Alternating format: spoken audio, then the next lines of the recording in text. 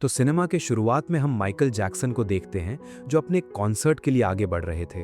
और इस कॉन्सर्ट के लिए जाते वक्त वो अपने पास्ट के बारे में सोच रहे थे कि कैसे वो इस पोजीशन तक पहुंचे। तो इस पास्ट की कहानी जानने के लिए हमें बहुत पीछे ले जाया जाता है, साल 1966 में। जगह थी अमेरिका का गैरी, इंडियाना शहर। वहां एक छोटे से घर के बाहर कुछ बच्चे खेल रहे थे। छोटा माइकल उन्हें देखकर खुश हो रहा था और खेलना चाहता था।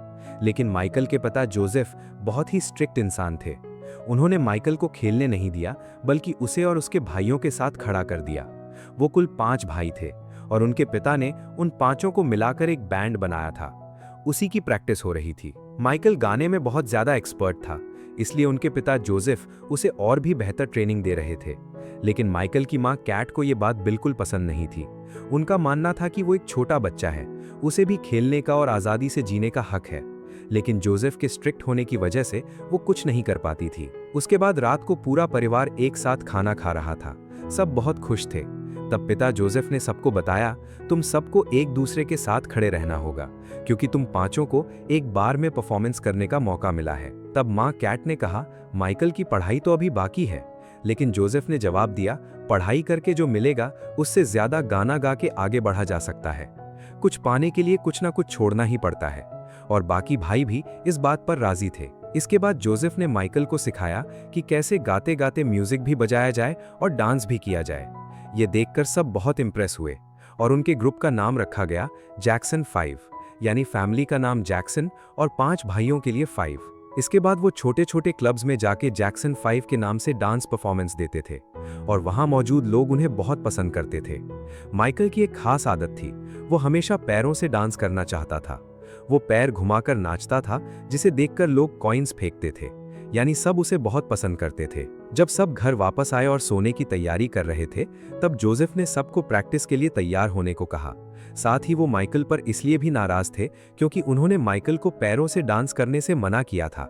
उनका कहना था कि इससे लोगों का ध्यान कानों की बजाय पैरों पर जाता है। इसी वजह से जोसेफ ने माइकल को बेल्ट से बहुत मारा और सबको ट्रेनिंग के लिए तैयार करने को कहा। और हम देखते हैं कि माइकल रोते रोते अंदर चला जाता है और उसकी मां कैट भी कुछ नहीं कर पाती। इसके बाद छुट्टी के दिनों में माइकल पीटर पैन की कहानी की किताब पढ़ता था। इस कहानी को पढ़कर उसने अपने अंदर के बच्चे को जिंदा रखा था, क्योंकि उसके पास ना खेलने का मौका था, ना स्कूल जाने का। कुछ दिनों बाद जैक्सन 5 के सभी भाई धीरे धीरे प्रैक्टिस करने लगे और अब वो पहले से बड़े कॉन्सर्ट्स में परफॉर्मेंस करने का मौका पाने लगे और धीरे धीरे वो फेमस होते जा रहे थे। इसी दौरान माइकल टीवी पर नए नए डांस स्टेप्स देखता और उन्हें अपनी परफॉर्मेंस में दिखाने की इच्छा रखता था। इसी वजह से उसके पिता ने उसे काफी बार मारा भी, लेकिन फिर भी माइकल ने अपनी परफॉर्मेंस में कोई कमी नहीं आने दी। जब उनका बैंड पॉपुलर होने लगा तो वो धीरे धीरे अमीर भी होते गए और माइकल ने पैरों से डांस करने के काफी सारे स्टेप्स भी सीख लिए थे। इसके बाद 1970 में रीगल थिएटर में जैक्सन 5 ब्रदर्स परफॉर्मेंस करने जा रहे थे। वहां उनकी परफॉर्मेंस देखकर खुश होकर एक ऑडियंस मेंबर जिसका नाम सूजी था, उसने माइकल के पिता जोसेफ को अपने स्टूडियो का कार्ड दिया। कुछ दिनों बाद जोसेफ की मुलाकात हुई बेरी गॉडी नाम के एक बड़े म्यूजिक प्रोड्यूसर से और सूजी असल में उन्हीं की असिस्टेंट थी। बेरी ने माइकल को ऑफर किया, हम तुम्हारा एक गाना रिकॉर्ड करेंगे, लेकिन तुम्हें सोलो गाना होगा। ये सुनकर माइकल थोड़ा नर्वस हो गया, लेकिन बेरी ने उसे पूरी फ्रीडम दी, जी भर के नाचो गाओ जैसे चाहो। और माइकल ने वहां नाचते नाचते गाना गाया, जिसे सुनकर बेरी पूरी तरह इंप्रेस हो गया और उसने माइकल में एक बहुत बड़ा स्टार देखने को मिला। तब बेरी ने माइकल से कहा, तुम फ्यूचर में पूरी दुनिया के एक बड़े स्टार बन जाओगे। और सीरियसली ये बात सच ही हुई। तब बेरी ने माइकल को स्टूडियो में सिखाया कि कैसे म्यूजिक बनाया जाता है, ताकि वो म्यूजिक को गहरे से समझ सके। और तब वहां माइकल के पिता जोसेफ उसे घर ले जाने के लिए आए। घर जाने से पहले माइकल ने बेरी को हग किया और बाय बोला, जो उसके पिता को बिल्कुल पसंद नहीं आया। इसके बाद माइकल का पहला गाना शूट किया गया और लॉन्च किया गया। तब माइकल अपने भाइयों के साथ इंटरव्यूज देता था और मीडिया के सवाल का जवाब देता था। उस वक्त उनका गाना एबीसी के वर्ल्ड टॉप 100 सॉन्ग्स में जगह बना चुका था। इसी वजह से 1971 में उनका पूरा परिवार बहुत अमीर हो गया और एक बड़े विला में शिफ्ट हो गए और माइकल एक राइजिंग स्टार के रूप में दुनिया के बड़े स्टारों में से एक बन गया। तब जोसेफ ने माइकल से बिल से मिलवाया, जो अब से माइकल जैक्सन का पर्सनल बॉडीगार्ड बनने वाला था। और बिल भी बहुत अच्छा इंसान था। तो माइकल और बिल में बहुत अच्छी दोस्ती हो गई। लेकिन माइकल की एक आदत थी, वो अपनी माँ कैट के साथ रात भर सिनेमा देखता था और माँ से कहता था कि वो अपना स्टाइलिश फुट डांस पूरी दुनिया को दिखाना चाहता है। एक दिन माइकल ने अपनी माँ से एक जिद की, मैं घर में एक जानवर पालना चाहता हूँ। माँ ने पहले मना किया, लेकिन माइकल ने उन्हें मना लिया। माइकल जानता था कि उसके पिता नाराज होंगे, क्योंकि वो माइकल को अपने बेटे की तरह नहीं बल्कि एक इनकम टूल की तरह देखते थे। तब माँ कैट ने कहा, देखो, तुम अपने बाकी भाइयों से बहुत ज्यादा ब्रिलियंट हो, लेकिन फिर भी तुम्हारे भाई हमेशा तुम्हारे साथ थे, इसलिए चाहे कितने भी बड़े हो जाओ, अपने परिवार को मत भूलना। कुछ दिनों बाद माइकल ने अपने परिवार के साथ एक फेरिस टेस्ट शो किया। वहां खासकर लड़कियां माइकल की बड़ी फैन बन गई थीं और माइकल को भी अपने भाइयों का साथ बहुत अच्छा लगता था। और 7 साल बाद हम देखते हैं कि माइकल की जिंदगी पूरी बदल गई थी। वो बहुत बड़ा हो गया था। तब उसकी मुलाकात होती है क्विंसी जोन्स से, जो एक और बड़े म्यूजिक प्रोड्यूसर थे। तो फिर दोनों में एक नई एल्बम बनाने की बात होती है और क्विंसी की टीम ने जोसेफ के पास आकर इस एल्बम के बारे में बताया, क्योंकि माइकल सीधा उनसे बात करने से डरता था। लेकिन जोसेफ ने कहा, अगर माइकल को लो तो उसके भाइयों को भी एल्बम में रखना होगा, क्योंकि वो जैक्सन 5 हैं। लेकिन क्विंसी की टीम इस बात पर राजी नहीं हुई और कहती है, हम सोच के बताएंगे। इसी दौरान माइकल ने घर में एक घोड़ा पालना शुरू किया था और रात भर उससे बातें करता था। उसके बाद माइकल ने क्विंसी के साथ नई गाने रिकॉर्ड करने शुरू कर दिए और एक नई एल्बम ऑफ द वॉल में रखी गई। अब माइकल म्यूजिक में पूरा प्रो बन गया था, साथ ही वो एक स्टार भी बन गया था, इसलिए उसने अपना डांस भी डेवलप किया और म्यूजिक वीडियोस में उसी हिसाब से परफॉर्मेंस दिखाई। क्विंसी के साथ नई नई गाने आते रहे और माइकल और भी ज्यादा फेमस होता चला गया। माइकल की एक खास बात थी, उसे बीमार बच्चों से मिलना बहुत अच्छा लगता था और उनके साथ वक्त बिताना चाहता था। कुछ वक्त बाद माइकल घर में एक चिंपैंजी ले आया, जिसका नाम उसने रखा बबल्स। लेकिन ये बात माइकल के पिता को बिल्कुल पसंद नहीं आई। लेकिन अब माइकल बड़ा हो चुका था और अपनी बात पर अड़ा था कि बबल्स को रखेगा, और क्योंकि वो घर का एकमात्र कमाने वाला था तो सबको ये मानना पड़ा। माइकल बबल्स को पीटर पैन की कहानियां सुनाता था। एक रात माइकल पीटर पैन की नाक देखकर फील करता है कि उसकी अपनी नाक बहुत मोटी है और उसे बदलना चाहिए। इसलिए वो एक प्लास्टिक सर्जन के पास जाता है। इस सर्जरी को राइनोप्लास्टी कहते हैं। डॉक्टर ने पूछा, तुम ये क्यों कर रहे हो? माइकल ने कहा, मैं अब एक स्टार हूं, फोटोग्राफर्स मेरी फोटोज लेते हैं, मुझे परफेक्टली दिखना है। डॉक्टर ने हामी भरी और सर्जरी हो गई। जब जोसेफ ने देखा कि माइकल ने प्लास्टिक सर्जरी कराई है, वो सिर्फ हंसा, कुछ बोला नहीं। अब माइकल बड़ा हो चुका था। इसके बाद माइकल अपनी लुक्स को लेकर और भी ज्यादा कॉन्शियस हो गया और एक के बाद एक सर्जरीज होने लगी। साथ ही वो घर में और भी जानवर पालने लगा।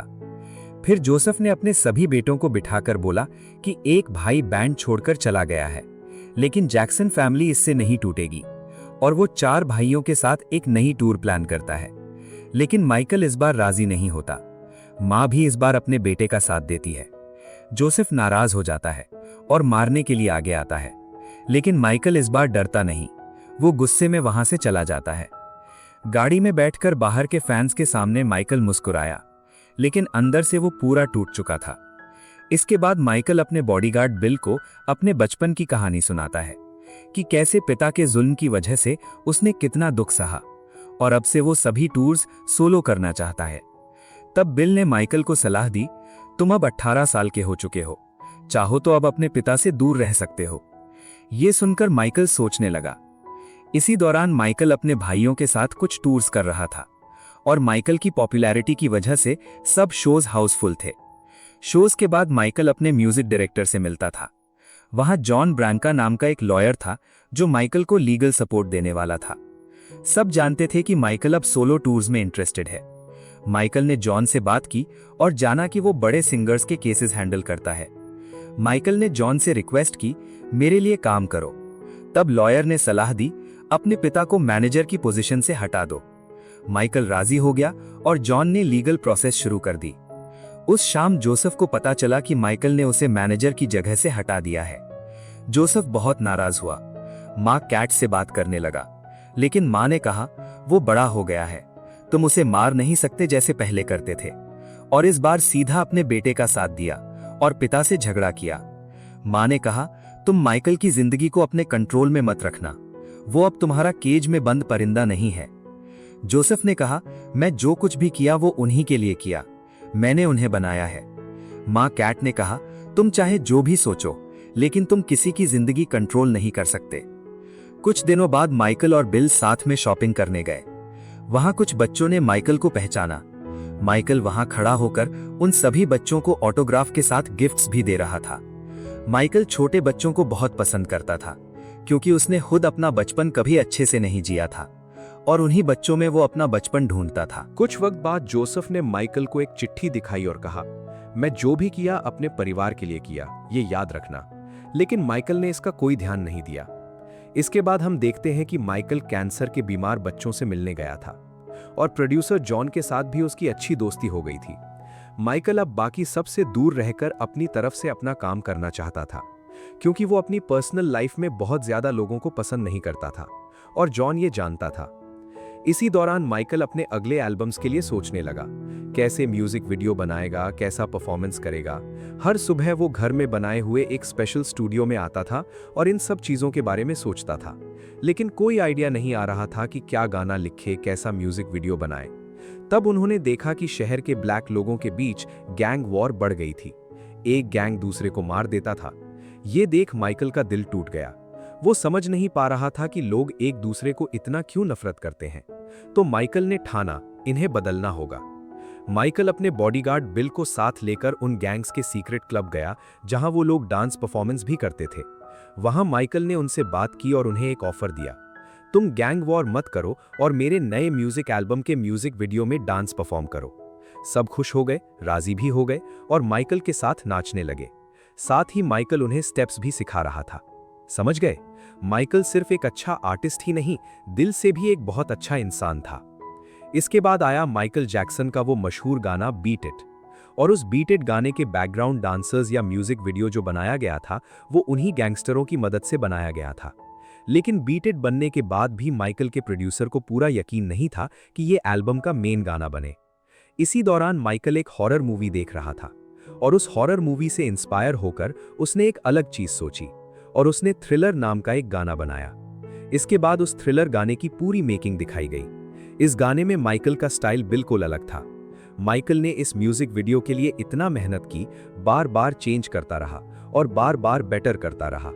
इसी वजह से आज भी ये गाना आइकॉनिक है और इस एल्बम का नाम भी थ्रिलर ही रखा गया, जो उस वक्त दुनिया का सबसे ज्यादा बिका एल्बम बना। इसके बाद माइकल सीबीएस के म्यूजिक सीडी प्रोड्यूसर वॉल्टर से मिला। वहां जॉन भी था। वॉल्टर ने माइकल की एल्बम की तारीफ करने लगा, क्योंकि वो नए नए रिकॉर्ड्स तोड़ रहा था। लेकिन माइकल ने कहा, मैं तुमसे थोड़ा नाराज हूं, तुम एमटीवी पर मेरे गाने क्यों नहीं दिखा रहे। तब वॉल्टर ने बताया कि एमटीवी के लोग ब्लैक लोगों के गाने दिखाना नहीं चाहते, लेकिन वॉल्टर ने प्रॉमिस किया कि वो उन्हें मनाने की कोशिश करेगा। माइकल ने कहा, ये अभी करना होगा, वरना मैं दूसरे प्रोड्यूसर के साथ काम करूंगा। तब वॉल्टर ने एमटीवी को कॉल किया और उन्हें वॉर्न किया, अगर तुम माइकल जैक्सन के गाने एमटीवी पर नहीं दिखाओगे तो हमारी कंपनी का कोई भी गाना, किसी भी आर्टिस्ट का, तुम्हें एमटीवी पे नहीं मिलेगा। समझे, माइकल जैक्सन कितनी बड़ी राजनीति का शिकार था। उस दिन के बाद से माइकल के गाने एमटीवी पर आने लगे और माइकल जैक्सन अमेरिका के हर टीवी में घुस गया। सोचो, एक ऐसा इंसान जिसे कोई बड़ा नहीं होने देना चाहता था, वो कितने लेवल तक बड़ा हो गया। 1983 में हम माइकल को स्टेज परफॉर्मेंस करते देखते हैं और इस वक्त माइकल को रोकने वाला कोई नहीं था। वो पूरी दुनिया का सबका फेवरेट स्टार बन चुका था। अगर माइकल सिर्फ खाली सड़क पर खड़ा हो जाता तो वहां लोगों की भीड़ जम जाती। एक दिन माइकल एक शो खत्म करके अपने परिवार से मिला। सब बहुत खुश थे। वहां पिता जोसेफ भी आया और माइकल की तारीफ करने लगा, लेकिन उसके साथ कहा, तुम तो एक मनी मेकिंग मशीन हो।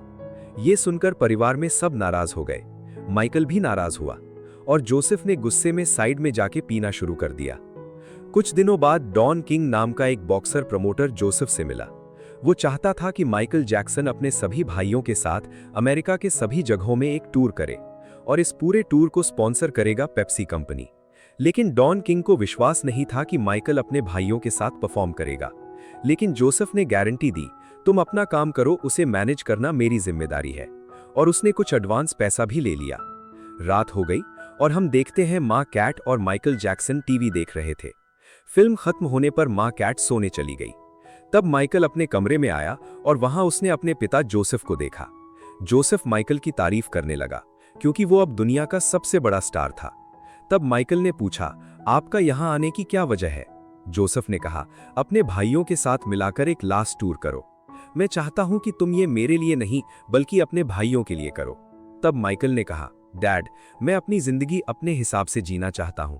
मैंने अब तक जो भी किया अपने परिवार के लिए ही किया। तुमने मेरे लिए जो कुछ किया उसके बदले में मैं भी उतना तो कर चुका हूं, और कितना। लेकिन जोसेफ ने माइकल को उसके परिवार का हवाला देकर ब्लैकमेल किया। ये तुम्हारा परिवार है, क्या तुम अपने भाइयों को छोड़ोगे? तुम्हें काले लोगों के लिए बहुत कुछ करना है। माइकल इस बात से अनकंफर्टेबल हो गया। जोसेफ ने इस मौके का फायदा उठाया और कहा, जल्दी फैसला लो, और ये कहकर चला गया। माइकल इस बात को लेकर सोचने लगा। कुछ दिनों बाद माइकल अब भी अपने भाइयों के साथ परफॉर्म कर रहा था। तब वहां का डायरेक्टर शो को और ज्यादा धमाकेदार बनाना चाहता था, इसलिए उसने माइकल को स्टेज के नीचे खड़ा करवाया ताकि वो एकदम आग के साथ एंट्री दे। तब हम देखते हैं माइकल के हाथ में एक सफेद दाग आ गया था, यानी वो विटिलिगो डिजीज थी, जिसमें चमड़ा सफेद हो जाता है। ये देखकर वो बहुत चिंतित हो गया और हाथ में ग्लव्स पहन लिए। और तब पीछे से एक धमाका हुआ और माइकल नाचते नाचते आगे आया। लेकिन उस ब्लास्ट में माइकल के बालों में आग लग गई थी और पूरा सर जलने लगा। सब चीख चिल्ला के आए और उसे बचाने लगे। माइकल बहुत ज्यादा जख्मी हो गया था और उसे हॉस्पिटल ले जाना पड़ा। थोड़ी देर बाद डॉक्टर ने आकर परिवार को बोला, वो अब आउट ऑफ डेंजर है, लेकिन बहुत ज्यादा जख्मियां हैं। जो वो बचे वही अच्छी खबर है। लेकिन पिता जोसेफ ने पूछा, क्या वो परफॉर्म कर सकता है? ये सुनकर माँ कैट और डॉक्टर दोनों हैरान हो गए। डॉक्टर ने कहा, वो तो लगभग मर ही गए थे, पूरी तरह ठीक होने में भी काफी वक्त लग सकता है। लेकिन जोसेफ बोला, उनके शोज बहुत जरूरी हैं, आप समझते नहीं। इस आग की वजह से माइकल के सर का एक हिस्सा जल गया था, इसलिए उसे अब जिंदगी भर विग पहननी पड़ेगी। माइकल जैक्सन के जो घुंघराले बाल तुम देखते थे वो एक्चुअली हेयर विग थे, क्योंकि उनका बीच का हिस्सा जल गया था। डॉक्टर ने कहा, कोई बात नहीं, ये बिल्कुल असली बालों जैसा लगेगा। और माइकल राजी हो गया। सोचो, जो पहले से काफी प्रॉब्लम फेस कर रहा था, काला होने की वजह से दुख, प्लास्टिक सर्जरीज, साथ में अब विटिलिगो भी आ गया और अब बालों की जगह विग। उसकी पूरी पर्सनालिटी एक के बाद एक चैलेंजेस फेस कर रही थी। हॉस्पिटल में माइकल दिन भर टीवी पर कार्टून्स देखता। बिल और उसका पूरा परिवार माइकल का ख्याल रखते थे। दुनिया भर से फैंस माइकल के ठीक होने के लिए मैसेजेस भेजते थे। कुछ दिनों में ही माइकल बच्चों के साथ बहुत अच्छा वक्त बिताना शुरू कर दिया। तब वहां प्रोड्यूसर जॉन आया माइकल से मिलने, और जॉन भी ये सब देखकर बहुत खुश हुआ। दोनों ने काफी बातें की। फिर जॉन ने माइकल को बताया कि उन्होंने पेप्सी कंपनी के खिलाफ केस किया है, क्योंकि उनकी लापरवाही की वजह से माइकल के बालों में आग लगी थी। अब एक अच्छी सेटलमेंट मिलेगी। दूसरी तरफ पिता जोसेफ माँ कैट को समझाने की कोशिश कर रहा था कि जैक्सन 5 के टूर के लिए उसने काफी पेपर्स साइन किए हैं। अगर माइकल टूर कंप्लीट नहीं करता तो उनका घर खो जाएगा। लेकिन माँ को यह सही नहीं लग रहा था। वो देख सकती थी कि जोसेफ हमेशा माइकल को यूज करता था, लेकिन माइकल की भी तो एक जिंदगी है। इतना बड़ा स्टार बना, लेकिन उसकी कोई पर्सनल लाइफ नहीं। तब जोसेफ ने कहा, हाँ, तुम उसकी सोच रहे हो तो मेरे बाकी बच्चों का क्या होगा? माँ कैट ने कहा, वो सब बड़े हो गए हैं, अपनी जगह खुद ढूंढ लेंगे। सबको उठा के चलने की जिम्मेदारी माइकल की नहीं है। बहुत गहरी और सच बात। कुछ दिनों बाद माइकल ने बिल से कहा, मैंने फैसला कर लिया है, मैं जिंदगी भर ये सब नहीं कर सकता। सबकी प्रॉब्लम मैं नहीं ले सकता, मुझे अकेला चलना होगा। तब बिल ने कहा, यही तुम्हारा सही फैसला है। इसके बाद 1984 आया, डॉर्चेस्टर स्टेडियम। माइकल अपने भाइयों के साथ अपना लास्ट परफॉर्मेंस कर रहा था, और वो परफॉर्मेंस बहुत ही धमाकेदार थी। ऑडियंस बिल्कुल पागल हो गई। लेकिन शो के एंड में माइकल ने सबको अनाउंस किया, ये हमारे भाइयों के साथ आखिरी शो है, और इसलिए ये शो मेरे लिए बहुत ही स्पेशल है। फैंस ये सुनकर बहुत एक्साइटेड हो गए। माइकल ने देखा कि पिता जोसेफ बहुत नाराज था, लेकिन फिर भी माइकल ने अपने भाइयों के साथ परफॉर्म किया। शो खत्म होने के बाद जैक्सन 5 ने सबको आखिरी बार अलविदा कहा। जब माइकल जाने लगा, पिता जोसेफ चिल्लाने लगा, लेकिन माइकल ने इस बार कोई ध्यान नहीं दिया। और अब स्टोरी प्रेजेंट में आ गई, यानी साल 1988, लंदन शहर। और माइकल अपने पहले अकेले परफॉर्मेंस के लिए आगे बढ़ रहा था। वो अपनी सोलो परफॉर्मेंस को लेकर बहुत खुश था। सब उसकी परफॉर्मेंस एंजॉय कर रहे थे। माइकल अब अपने परिवार की जिम्मेदारी, प्रेशर और जोसेफ के साए से पूरी तरह मुक्त होकर अपना फर्स्ट सोलो शो करने जा रहा था। और यहाँ से ही सिनेमा शुरू हुआ था, और यहाँ आके सिनेमा खत्म भी हुआ। तो इसके बाद क्या हुआ? बाकी की पूरी कहानी हम माइकल जैक्सन पार्ट 2 में देखेंगे। वीडियो अच्छा लगा तो लाइक, सब्सक्राइब और कमेंट करना कौन सी पार्ट सबसे अच्छा लगा। बाय।